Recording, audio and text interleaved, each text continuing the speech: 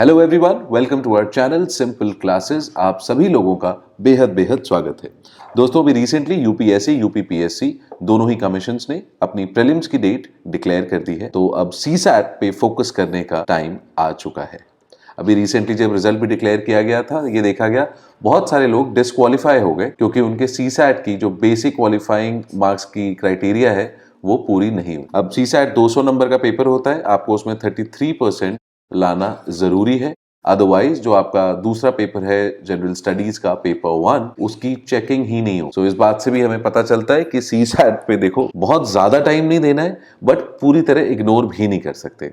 अब क्योंकि आपके पास वैसे ही बहुत सारी चीजें हैं रिवीजन के लिए, that is why simple classes has compiled a series for CSAT 2020, जिसके अंदर में रोज आपको आके बस प्रैक्टिस सीरीज के वीडियोस देखने हैं। और जब हम वीडियोस में क्वेश्चंस डिस्कस कर रहे हो तो I expect every one of you to attempt those questions as well. अगर आप इतना भी करके चलेंगे तो सीसैट के अंदर में क्वालिफाई होने का टेंशन आपको नहीं रहेगा। Trust me on this. Alright, so on this note let's get started. आज की क्लास स्टार्ट करते हैं।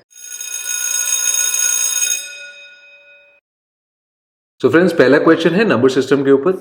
बहुत ही इंपॉर्टेंट टॉपिक है। यूपीएससी में, यूपीपीएससी में और भी तमाम एग्जाम्स में, एसएससी वगैरह में इस टॉपिक से आपको हमेशा क्वेश्चंस देखने को मिले। तो very important topic as far as CSAT is concern. तो अब हम पहले क्वेश्चन पढ़ते हैं, देखते हैं क्या कह रहा है, उसके बाद we'll proceed towards the answer and solution. So number of times the digit 5 will appear while writing the integers from 1 to 1000। तो क्वेश्चन में हमसे कह रहा है कि 1 से लेके 1000 तक जितने भी नंबर्स हैं उसमें 5 कितनी बार आता है। तो अब इसको देखते हैं सिंपल लॉजिक से कैसे निकाल सकते हैं। ठीक है, अब देखो 1 से लेके 1000 तक, तो 1000 इकलौता नंबर है जो 4 डिजिट का है, इसके अलावा और कोई नंबर नहीं है और इसके अंदर में 5 क्लियरली नहीं आ रहा।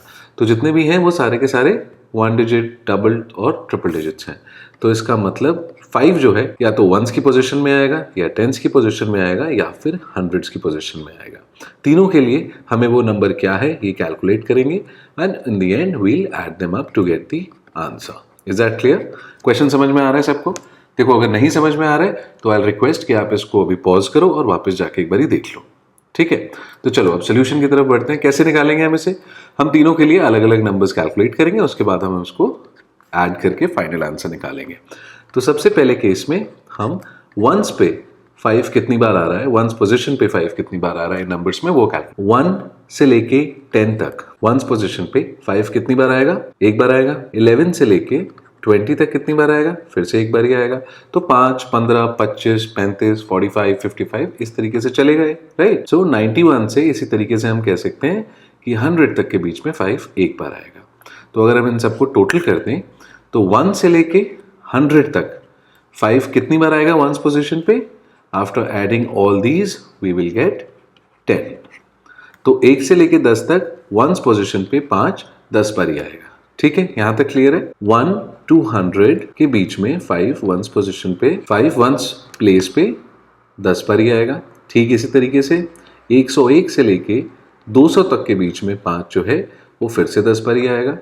इसी तरीके से 901 से लेके 1000 तक 5 10 बार ही आएगा। अब इन सबको जब आप ऐड कर दोगे तो 1 से लेके 1000 तक के बीच में जितने भी नंबर्स हैं उन सारे नंबर्स में 5 की पोजीशन वंस प्लेस पे टोटल कितनी बार आ जाएगी? 100 टाइम्स। ठीक है, तो यहां पे जो हम शुरू में हमने लिखा था हंड्रेड्स, टेंस प्लेस और वंस प्लेस, तो वंस प्लेस पे जो है 100 आएगा। क्लियर है? 5 1 से लेके 1000 तक के नंबर्स में वंस पोजीशन पे 100 बार ही आएगा। ठीक है, तो हमें 1/3 आंसर अपना मिल चुका है। अब देखते हैं आगे टेंस पोजीशन के लिए। इसी तरीके से आप अगर चाहो तो एक बार वीडियो पॉज करके खुद से अटेम्प्ट करके भी देखो। तो सेकंड केस में हम निकालेंगे टेंस प्लेस के लिए कि 5 कितनी बार आता है। 1 से लेके 100 के बीच में 5 कितनी बार आएगा टेंस पोजीशन? अब 1 से 10 में तो 5 आएगा नहीं एक भी बार, क्योंकि वो वंस प्लेस ही लेके रह जाएगा। फिर 11 से 20 में भी वो एक बार भी नहीं आएगा।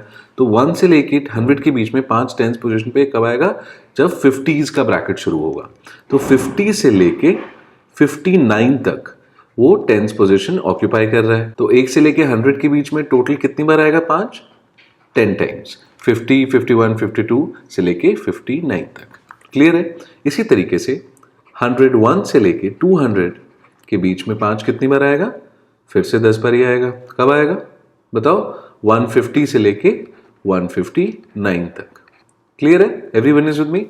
नाउ इसी तरीके से हम कह सकते हैं 201 से लेके 300 तक 5 जो है फिर से 10 बार ही आएगा, एंड 901 से लेके 1000 तक 10th पोजीशन पे 5 10 टाइम्स आएगा।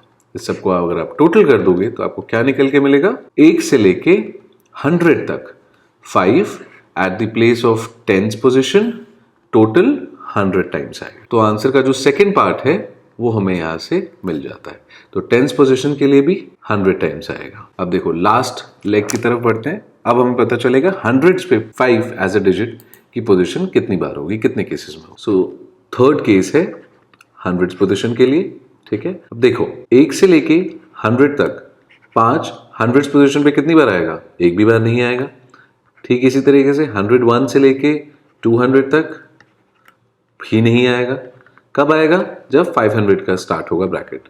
तो 500 से लेके 599 तक इन जो 100 नंबरों में है 5 की पोजीशन 100s प्लेस पे आएगी, है ना।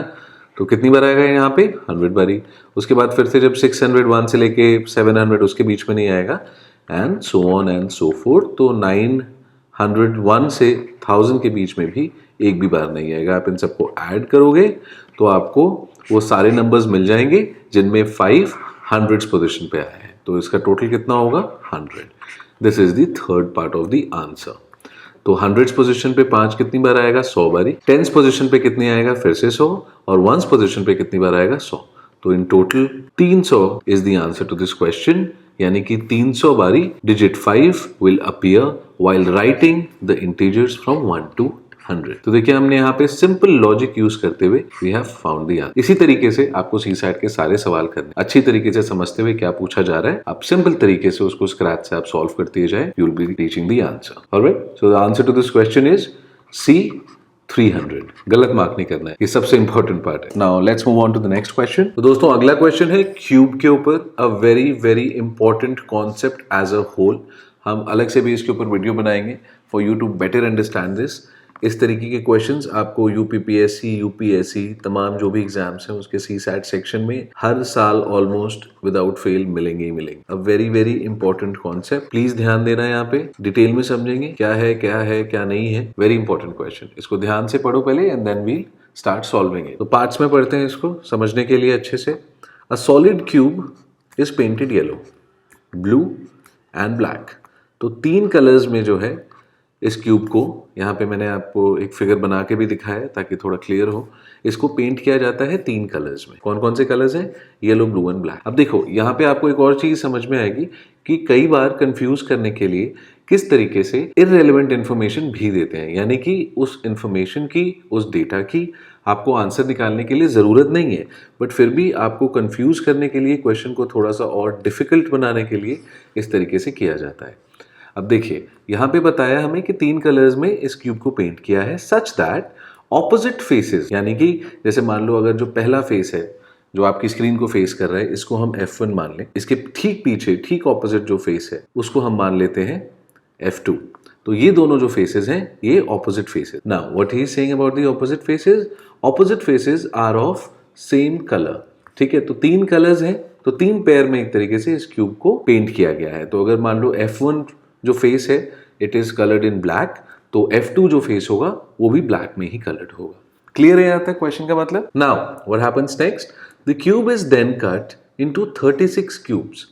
ठीक है, तो क्यूब के छोटे छोटे और हिस्से किए जाते हैं, छोटे क्यूब्स निकल के आते हैं। उसमें से कितने निकल के आते हैं? 36 ऑफ 2 डिफरेंट साइजेस। अब ये यूनिफॉर्म क्यूब्स नहीं है, ठीक है, उनके अलग अलग साइजेस हैं। Alright, they are not uniform such that 32 cubes are small and the other 4 cubes are big. 32 cubes, 32 cubes are bigger than the remaining 4 cubes. Sorry, 32 cubes are smaller than the remaining 4 cubes. ये जो हैं वो बड़े cubes हैं। ठीक है, तो faces के along cube कट आउट करने के लिए बेसिकली जो हम यहाँ पे vertices लेंगे they will be unequally distributed. तभी तो अलग अलग sizes के cubes निकल के आएंगे, है ना। So none of these faces of the bigger cubes is painted blue. How many cubes have only one face painted? इनमें से जो bigger cubes हैं उनको ब्लू से पेंट नहीं किया जाता है, यानी कि उसके ऊपर कौन कौन से और कलर हो सकते हैं? Yellow and black. अब हमें बताना है how many cubes have only one face painted. तो ऐसे कितने क्यूब्स हैं, जैसे मान लो जो छोटे क्यूब्स होंगे जिसका सिर्फ और सिर्फ एक ही फेस पेंटेड होगा। ठीक है, तो ये हमें बताना है। That is the answer which we need to find. Now first of all what you need to learn from this question is कैसे इररेलेवेंट इंफॉर्मेशन देके आपको कंफ्यूज करने की कोशिश की जाए। अब जो यहाँ पे इन्होंने ये बताया है कि एक फेस जो है वो ब्लू से कवर्ड है या फिर येलो से कवर्ड है या फिर ब्लैक से कवर्ड है, उससे इस सोल्यूशन पे कोई असर नहीं पड़ेगा। हमें सिर्फ बताना है इररिस्पेक्टिव ऑफ उस पे कौन सा कलर है, ऐसे कितने क्यूब्स हैं जिनका सिर्फ एक फेस पेंटेड है। So for that you have to forget about the color first of all। ठीक है, तो ये इन्फॉर्मेशन जो थी यहाँ पे completely irrelevant थी, इसकी जरूरत नहीं थी हमें। तो इसी तरीके की irrelevant information से when you're solving the questions in exams you have to be very very careful, right? So now let's start analyzing कि हमें आंसर कैसे निकल के आएगा। ठीक है, तो सबसे पहले हमें जो चीज समझनी है वहां पे मोस्ट इंपॉर्टेंट जो फैक्ट है कि क्यूब्स जो हैं वो यूनिफॉर्म नहीं है।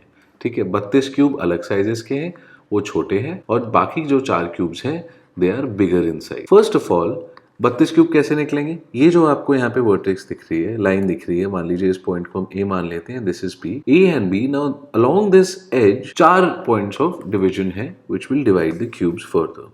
Alright, this is clear. तो ये जो आपका होगा ये इस तरीके से ज्वाइन होगा। I will make it for you to understand it a little better. Alright, and पीछे ये ऐसे ज्वाइन करेगा। ठीक है, फर्दर जब आप फेस को आगे से देखेंगे तो it will be pairing to be cut out in this वे।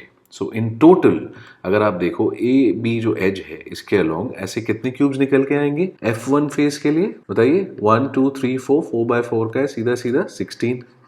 ठीक है, अब ठीक अगर आप इसके पीछे देखेंगे, मान लो ये C है और ये पॉइंट D है वर्टेक्स, तो along the edge CD similarly there will be 16 other cubes, so in total these will be 32।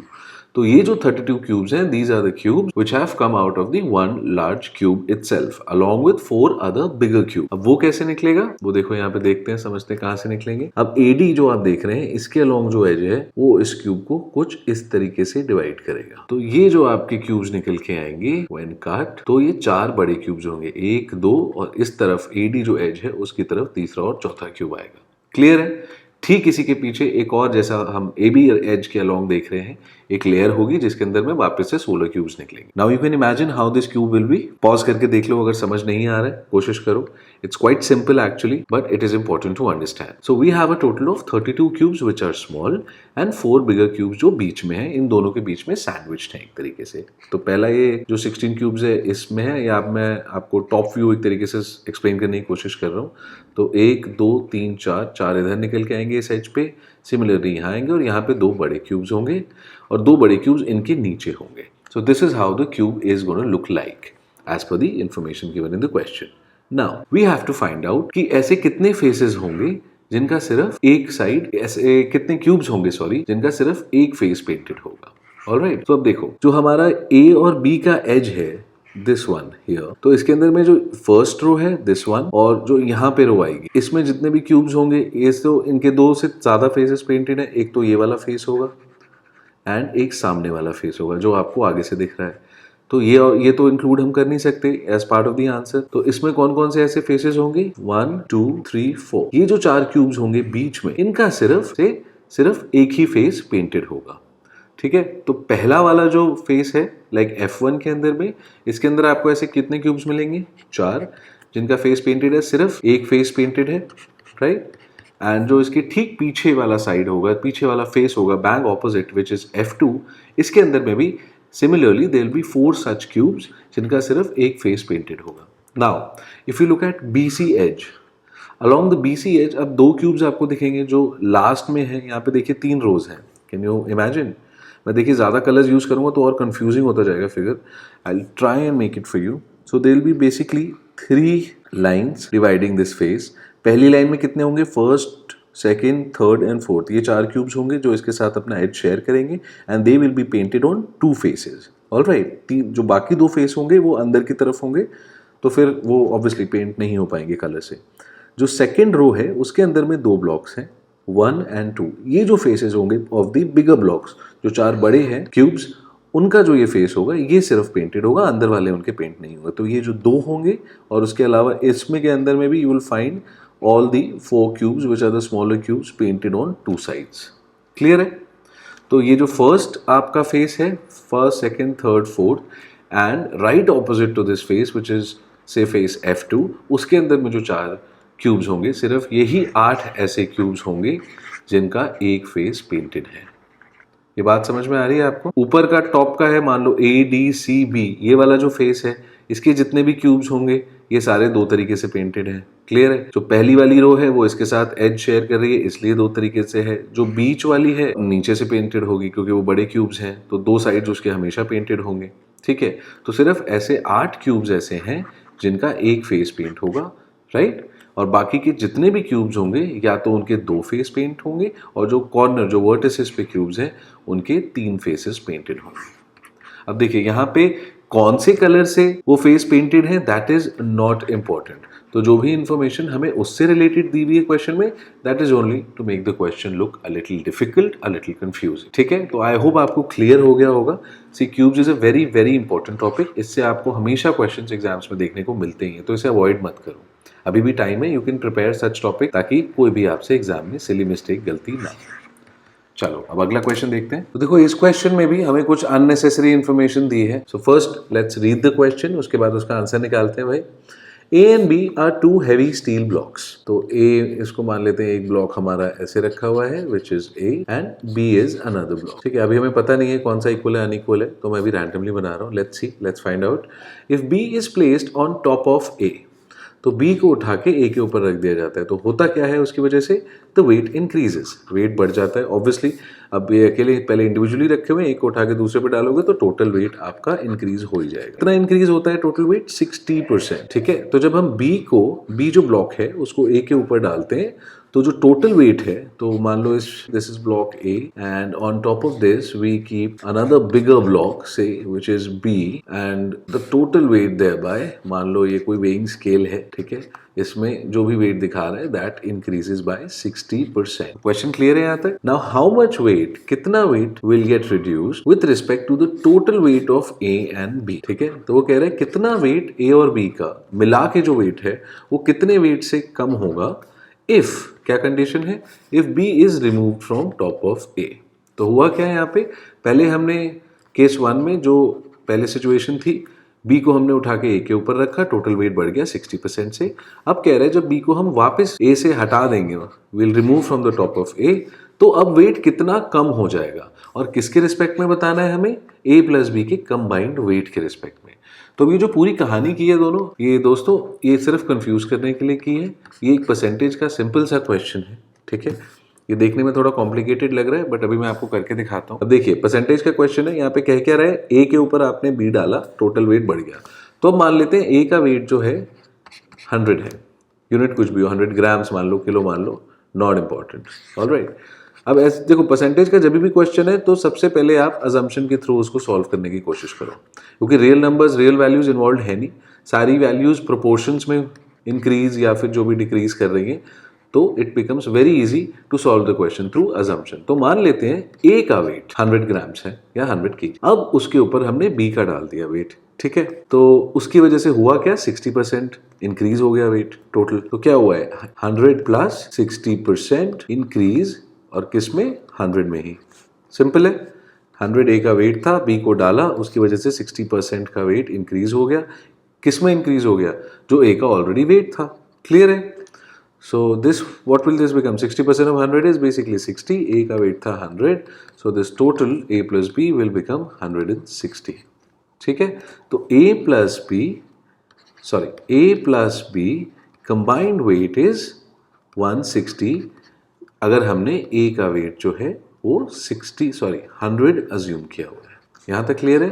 अगर नहीं है तो प्लीज़ एक बारी रोक के देख लो, बहुत ही सिंपल चीज़ है। मैं एक बारी फिर से बता देता हूँ।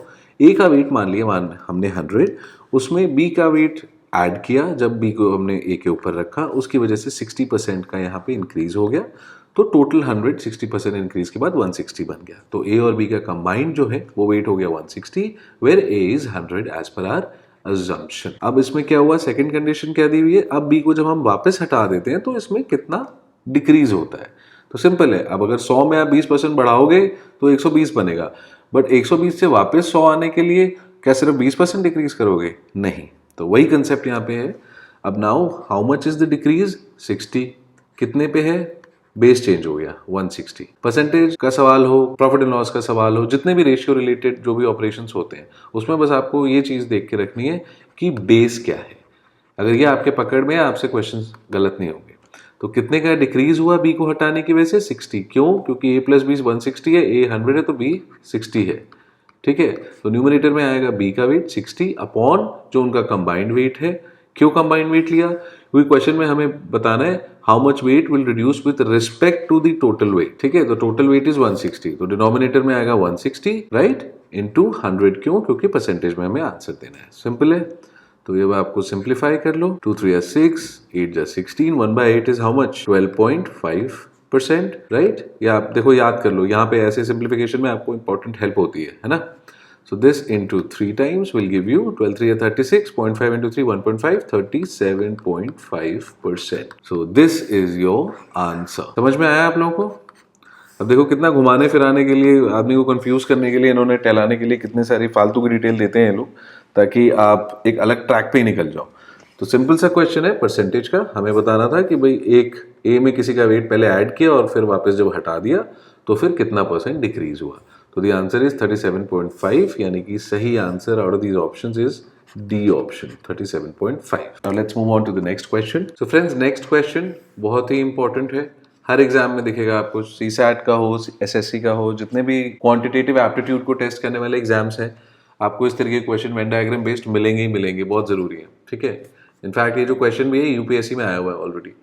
तो अब देखते हैं, कंसिडर द फॉलोइंग स्टेटमेंट्स, और उस स्टेटमेंट्स के बेसिस पे आपको कंक्लूजन बताना है कि क्या वो हम पे कंक्लूड कर सकते हैं, क्या वो सही कंक्लूजन है या फिर नहीं है। ठीक है, इतनी सी बात है। स्टेटमेंट्स क्या है? Some rats are cats, some cats are dogs.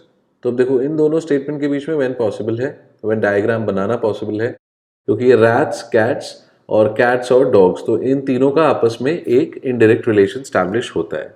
तो ये आपने पहले भी बहुत बार प्रैक्टिस किया होगा। इस चीज को जितना प्रैक्टिस करोगे उतना ज्यादा क्वेश्चंस को आसानी से कम टाइम में कर पाएंगे। तो मान लो ये जो पहला सर्कल है, this is about rat, this one here is cats and ये डॉग्स हैं। ठीक है, तो सम रैट्स आर कैट्स मतलब क्या हुआ? कम से कम एक rat that is definitely a cat. तो रैट और कैट के जो रिस्पेक्टिव सर्कल्स हैं वो ये दोनों हैं। तो इनका जो इंटरसेक्शन है is represented by, let me do it in a different colour, is right here. बीच में आपको कॉमन इंटरसेक्शन मिलेगा। इसका मतलब at least one rat is cat and is also a dog because it lie in this intersection right here. इसमें rats, cats और dogs तीनों के जो सैंपल्स हैं वो इंटरसेक्ट कर रहे हैं। ठीक है, now further some rats are cats which are not dogs, ये white से represented है। some rats are dogs but not cats, ये green से represented है। some dogs are cats and not rats, ये blue से represented है। तो I hope आपको clearly समझ में आ रहा होगा and you'll be able to solve this question now. Now third statement is no dog is a cow. अब से यहाँ पे एक अलग एंटिटी ही इंट्रोड्यूस हो गई है विच इज काउ।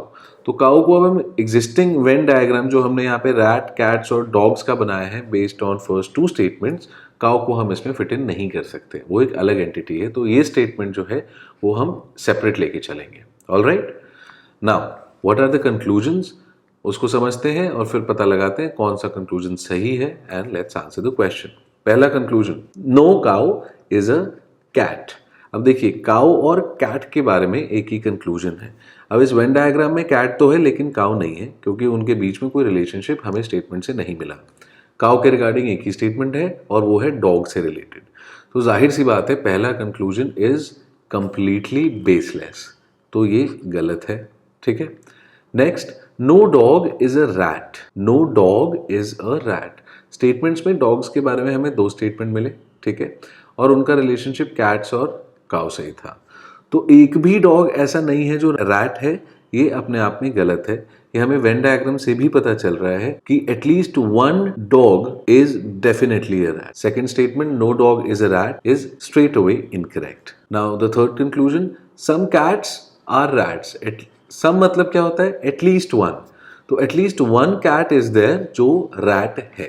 ठीक है, तो ये डेफिनेटली हमें वेन डायग्राम से पता चल रहा है क्योंकि कैट्स और रैट का यहाँ पे डायग्राम इंटरसेक्ट हो रहा है। तो जो व्हाइट से रिप्रेजेंटेड है उस सैंपल के अंदर में definitely there is a cat which is a rat. तो थर्ड जो कंक्लूजन है ये बिल्कुल सही है। इस कंक्लूजन को हम इस डायग्राम से बता सकते। आंसर अब जो हमें मार्क करना है, देखो ये बहुत इंपॉर्टेंट है। आपने सॉल्व कर भी लिया हो पूरा, आपको पूरी बात समझ में भी आ गई हो, फिर भी जल्दबाजी में आप गलती करते हो, तो very carefully read the answer options ताकि आपसे सिली मिस्टेक में सवाल गलत ना हो। क्योंकि ध्यान रखना नेगेटिव मार्किंग है और वही डिसाइडिंग फैक्टर भी है। तो पहला क्या है option, first, second and third. हमें क्या बताना है कि कंक्लूजन कौन सा सही है। तो फर्स्ट गलत है, सेकंड गलत है, सिर्फ 3 है। तो सीधा सीधा आप इसका ऑप्शन सी मार्क कर दो, that some cats are rats, the rest of the conclusions are invalid. आपको आई होप समझ में आ रहा होगा। इतना डिफिकल्ट नहीं होता है क्वेश्चन, आपको पेशेंटली बस स्टेटमेंट्स को एनालाइज करना है, कंक्लूजन्स को एनालाइज करना है, उनको आपस में मैच करना है। Alright, so now let's move on to the next question. नींद तो नहीं आ रही ना किसी को? चलो अब आखिरी क्वेश्चन देखते हैं। In a school every student is assigned a unique identification number. अच्छा, ये बहुत अच्छा सवाल है, आपको मजा भी आएगा करने में। सी सेट में आया हुआ है, ध्यान से देखना। थोड़ा बहुत फालतू में इधर उधर घुमाया, अब क्या एग्जैक्टली पूछ रहा है वो हम पता लगाते हैं इसमें। A student is a football player, ठीक है, if and only if the identification number is divisible by 4। तो जो भी उसका मान लो XYZ आइडेंटिफिकेशन नंबर है, if it is divisible by 4 then that person is a footballer. इतनी सी बात है, समझ में आ रही है? ठीक है, अब देखो कैसे आपको फालतू में वो गुमराह करने की कोशिश कर रहा है। Whereas a student if a cricketer is a cricketer if and only if the identification number is divisible by 6। अगर ये x जो है it is divisible by 6 then that person is a cricketer. तो ये essential conditions उन्होंने दी हैं जो एक बंदे के क्रिकेटर या फुटबॉलर होने के लिए जरूरी है। क्या कंडीशन है कि जो भी उसका आइडेंटिफिकेशन नंबर है that should be divisible by 4 अगर वो फुटबॉलर है तो, and it should be divisible by 6 अगर वो क्रिकेटर है। क्लियर है?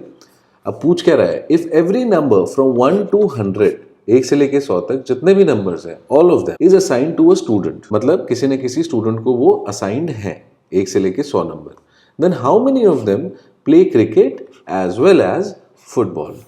तो अब मान लो यहाँ पे ये जो ब्लॉक है this is cricket, all the students in this block play cricket and there is another block of students, ठीक है, जो हम रेड में दिखा रहे हैं, दिस ब्लॉक प्लेज क्रिकेट। हमें बताना है कि ये जो इंटरसेक्शन है बीच में इन दोनों का, ये कौन बच्चे होंगे जो क्रिकेट और फुटबॉल दोनों खेलते हैं। ये क्रिकेट का है, ये जो है फुटबॉल का है। जो बीच में इंटरसेक्शन है वो वाले बच्चे हैं जो क्रिकेट और फुटबॉल दोनों खेलते हैं। हमें बताना है ये कितने बच्चे हैं। ठीक है, सवाल समझ में आ रहा है? अब देखो ये सिंपल LCM का सवाल है, इसको अच्छे से इन्होंने सजा धजा के बनाया ताकि लोग कंफ्यूज हो।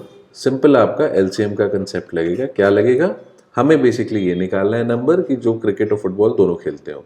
तो इसका मतलब हमें वो नंबर निकालने हैं जो 4 और 6 दोनों से डिविजिबल हो। एक तरफ है आपके क्रिकेट वाले किससे डिविजिबल हैं? 4 से। फुटबॉल वाले किससे डिविजिबल है? 6 से। तो जो बीच में लोग होंगे, जाहिर सी बात है वो क्योंकि इंटरसेक्शन में है तो वो 4 और 6 दोनों से डिविजिबल होंगे, राइट। तो ऐसे कितने नंबर है 1 से लेके 100 के बीच में, वो आप बता दो, वही आंसर है। तो ऐसे कितने नंबर है? अब दोनों से हमें डिविजिबिलिटी निकालनी है तो वील बेसिकली फाइंड LCM ऑफ 4 and 6। क्लियर है? 4 और 6 का LCM क्या होगा? Lowest common multiple. जल्दी बताओ, इतनी देर में आ जाना चाहिए। 12 दोनों से डिविजिबल है, 4 से भी डिविजिबल है, 6 से भी डिविजिबल है। क्लियर है? तो 1 से लेके 100 तक अगर आप सारे नंबर लिख दो एक जगह तो उसमें से कितने होंगे जो 12 से डिविजिबल हो जाएंगे? 8। कैसे आया 8? 100 डिवाइडेड बाई 12। डिवाइड करोगे तो 8 बढ़ जाएगा ना 96। उसके बाद जो भी नंबर आएगा वो 100 से बाहर चला जाएगा, मतलब इसे रेंज से बाहर चला जाएगा। तो टोटल ऐसे कितने नंबर हुए? 8। तो answer to this question is 8। 8 numbers are there such that they are divisible by 4 and 6 both। ऐसे कितने स्टूडेंट्स हैं जो क्रिकेटर भी हैं और फुटबॉलर भी हैं? 8। Now let's come to the options। आपका option B is the correct option है। Alright, so I hope आपको समझ में आए होंगे क्वेश्चंस। सारे के सारे क्वेश्चंस जो हमने यहाँ पे डिस्कस किए हैं, they are very important for CSAT। चाहे वो यूपीएससी का हो या फिर और किसी स्टेट पीसीएस का एग्जाम। आई होप आपकी तैयारी अच्छी चल रही होगी। अगर आपको कोई भी डाउट आता है इन क्वेश्चन से रिलेटेड, इन कंसेप्ट से related, please reach out to us on our email as well as you can comment in the comment sections below. Thank you so much for your time. This is the end of today's class. आज की class यहीं खत्म होती है। हम आशा करते हैं आपको वीडियो पसंद आया होगा और कुछ ना कुछ नया सीखने को ज़रूर मिला होगा। अगर आपको वीडियो अच्छा लगता है तो प्लीज़ लाइक करें, हमें सब्सक्राइब करें। क्या है, सब्सक्राइबर्स के नंबर अगर बढ़ते हैं तो हमारा भी मोटिवेशन बढ़ता है हर वीडियो के साथ। And please share it with your friends, ताकि एक जो ये ऑनलाइन एजुकेशन प्लेटफॉर्म है इसका फ़ायदा सबको हो। एंड अगर आपके पास कोई सजेशंस हैं, आइडियाज़ हैं और टॉपिक्स हैं जिन पे आप चाहते हैं हम और वीडियोज़ बनाएं, please comment, we'll try to cover them as soon as possible. Thank you so much. अब आपसे मुलाकात होगी नेक्स्ट क्लास में। Thank you.